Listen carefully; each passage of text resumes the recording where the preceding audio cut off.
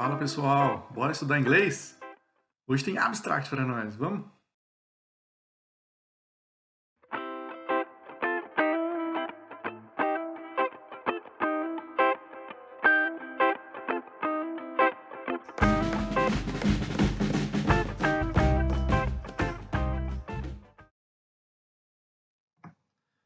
Bom, vamos ler hoje então um abstract de um estudo da CHEST de 2009 que fala a respeito da ocorrência de hipertensão pulmonar na esclerose sistêmica, que até então era tido como um evento tardio.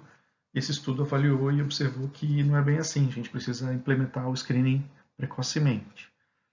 É um abstract meio complicado, tem vários números e eu sugiro que depois vocês também treinem falar, né, ler em voz alta para pegar a dica das pronúncias, das palavras.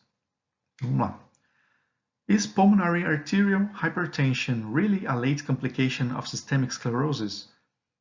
Background. Pulmonary arterial hypertension, PAH, is a frequent cause of morbidity and mortality in patients with systemic sclerosis. PAH is generally considered to be a late complication of limited cutaneous systemic sclerosis. This study identified and investigated a subset of systemic sclerosis patients with early onset PAH. Methods. Clinical and hemodynamic data at the time of diagnosis were collected retrospectively for 78 consecutive patients with PAH associated with systemic sclerosis.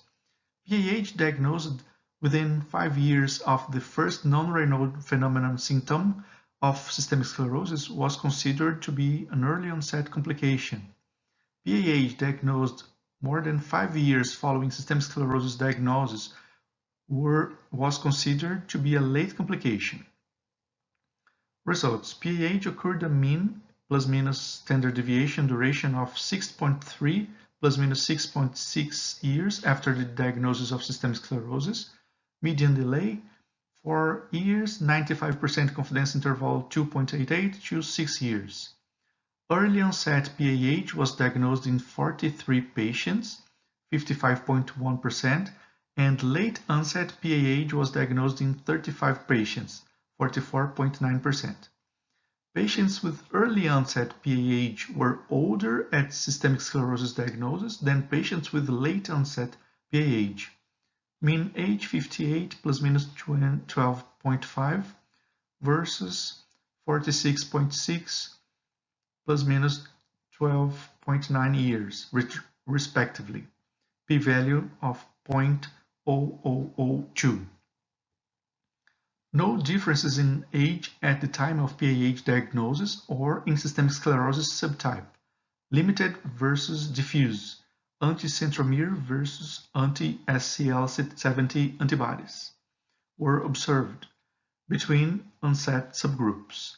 At diagnosis, early onset PAH was more severe than late onset PAH, with a lower cardiac index, 2.4 plus minus 0.6 versus 2.8 plus minus 0.6 liters per minute per square meter, respectively, with a p-value of 0.005, and greater total pulmonary resistance of 1,708 plus minus 777 versus 1,341 plus minus 530 dyne seconds, I think, and centimeters per square meters, respectively. P-value of 0.02. Mortality at 3 and 5 years was comparable between subgroups. Conclusions. In contrast to the expected scenario, early onset PAH occurred in approximately half of systemic sclerosis patients. Early onset PAH was as frequent among patients with diffuse systemic sclerosis as those with limited systemic sclerosis. Annual screening for PAH should be implemented immediately after systemic sclerosis diagnosis for all patients.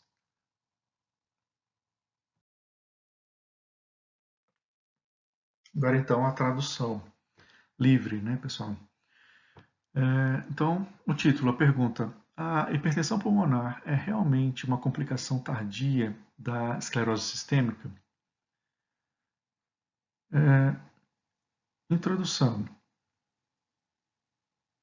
A hipertensão arterial pulmonar é uma causa frequente de morbidade e mortalidade em pacientes com esclerose sistêmica.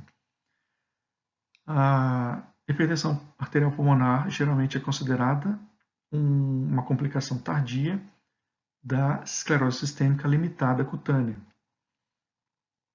Esse estudo identificou e investigou um subgrupo de pacientes com esclerose sistêmica com hipertensão arterial pulmonar de início precoce. Métodos: dados clínicos e hemodinâmicos no momento do diagnóstico foram coletados retrospectivamente para 78 pacientes consecutivos com hipertensão arterial pulmonar associada à esclerose sistêmica. A hipertensão arterial pulmonar diagnosticada dentro de 5 anos do primeiro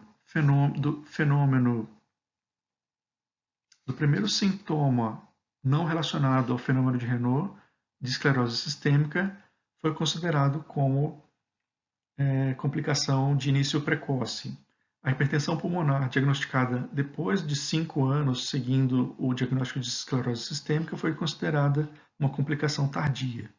Resultados: hipertensão arterial pulmonar ocorreu, em média, uma duração de 6,3, mais ou menos 6,6 anos. Bom, aqui a anotação, né?